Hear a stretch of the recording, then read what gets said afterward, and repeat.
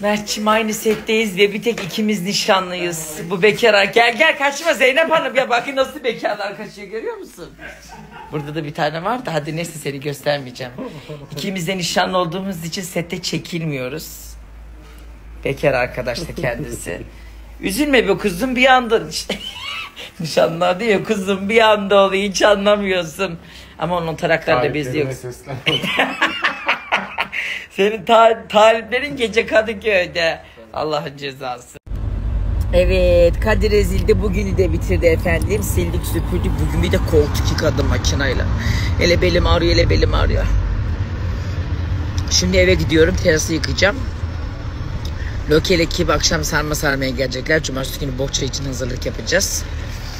Anlayacağınız maraton başladı. Hava da inanılmaz güzel. Şimdi terasta güzel bir çay, bir de sarma. Hadi bakalım. Sen de gel, sorma.